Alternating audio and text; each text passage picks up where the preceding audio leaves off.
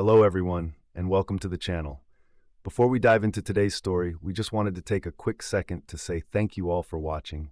We truly appreciate your support.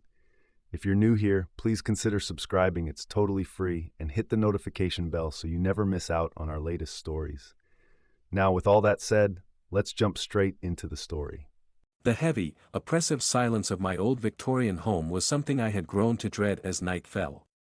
The wooden floors creaked under my feet with a life of their own, and the shadows seemed to stretch and curl, reaching out to me as if they were fingers of the dead. It started with whispers, soft and almost inaudible, echoing from the walls, the ceilings, the very air I breathed.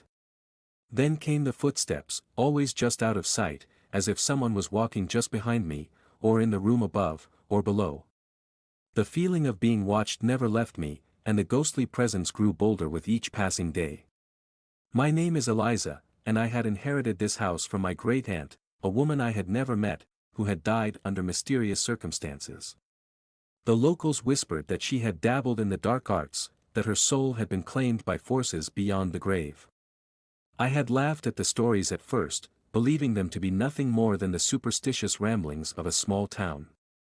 But as the days turned into weeks and the nights grew colder and darker, I began to understand that there was truth in those whispers. It was a stormy evening when I first saw her. A woman, perhaps in her late 30s, with long, flowing hair that obscured her face. She wore a tattered, Victorian-era dress, and her presence in my home was as palpable as the chill that seemed to seep through the walls. She appeared briefly at the edge of my vision, then vanished, leaving behind a trail of cold air and an overwhelming sense of dread. I tried to rationalize it, telling myself it was just a trick of the light, but deep down, I knew better.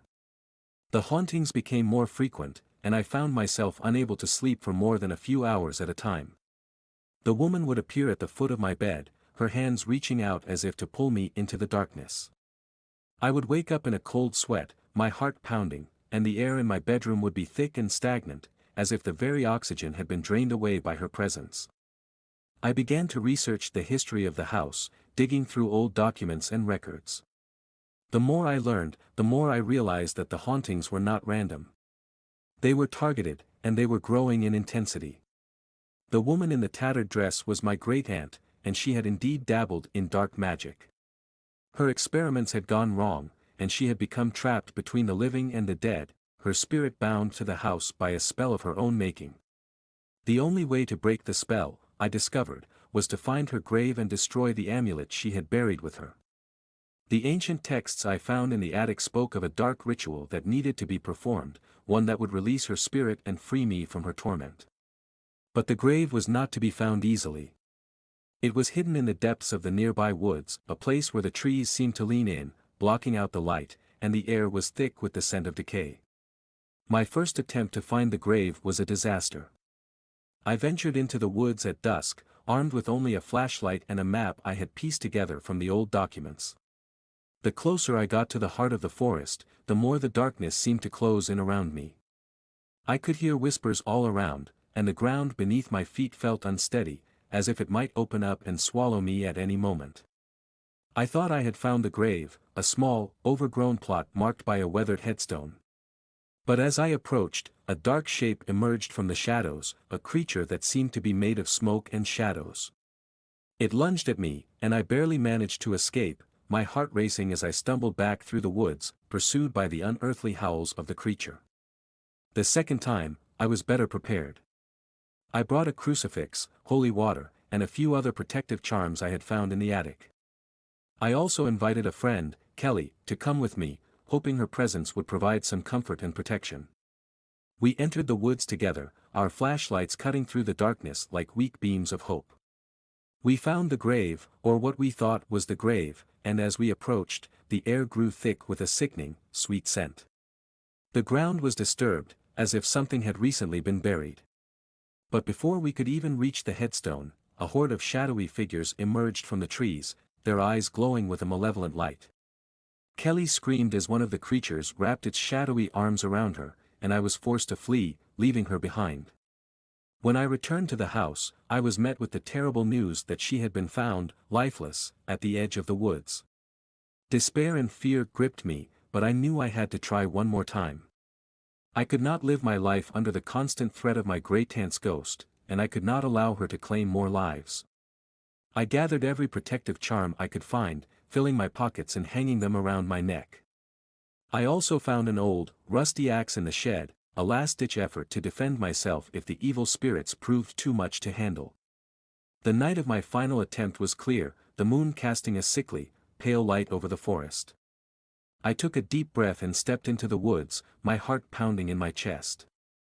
The sounds of the forest were different this time, as if the creatures of the night were watching, waiting for me to make a mistake. I moved slowly, my senses heightened, every shadow and rustle making me jump. After what felt like hours, I found the grave. It was different from the others, the headstone cracked and the ground around it sunken, as if it had been the site of some terrible event. I approached cautiously, the axe in one hand and a small, brass amulet in the other, the one I had found in the attic, which I hoped would protect me. As I reached the headstone, I felt a chill run down my spine. The ground was impossibly cold, and I could hear the whispers growing louder, more insistent. I knelt down, my hands trembling as I began to dig. The soil was hard, and my progress was slow, each shovelful feeling like a victory against the encroaching darkness. Suddenly, the ground seemed to shift, and before I could react, a hand emerged from the soil, its fingers long and bony, reaching out to grab me. I screamed and swung the axe, but the hand disappeared as quickly as it had appeared. I continued to dig, my fear growing with each passing moment, but I knew I had to finish what I had started. The coffin came into view, the wood black and rotting, the hinges rusted shut. I could feel the presence of my great-aunt, her spirit stronger than ever, and I knew I had to act quickly. I reached into my pocket for the amulet, but before I could pull it out, the air around me shimmered, and the shadowy figures from my previous attempts appeared, circling me, their eyes burning with hatred. I tried to run, but the ground seemed to shift beneath my feet, and I found myself trapped, unable to move. The spirits closed in, their whispers becoming a deafening roar in my ears. I could feel their cold breath on my skin, their hands reaching out to touch me, to drag me into the darkness. I closed my eyes, bracing for the worst, but when I opened them again, I was inside the coffin. The darkness was absolute, and the air was thick and suffocating. I could feel the rotting wood against my skin, and the smell of decay was overwhelming.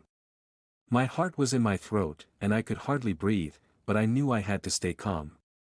I fumbled in my pockets, finally finding the amulet and the holy water. I whispered the ancient words I had memorized, the ones that were supposed to break the spell, but nothing happened. The spirits were still with me, their hands now inside the coffin, pressing against me, trying to force me into submission.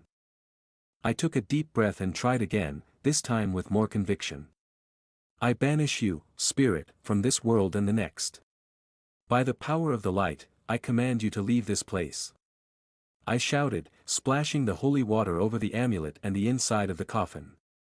There was a moment of stillness, a heavy silence that seemed to stretch on for an eternity. Then, the coffin lid began to creak, and a blinding light flooded the darkness.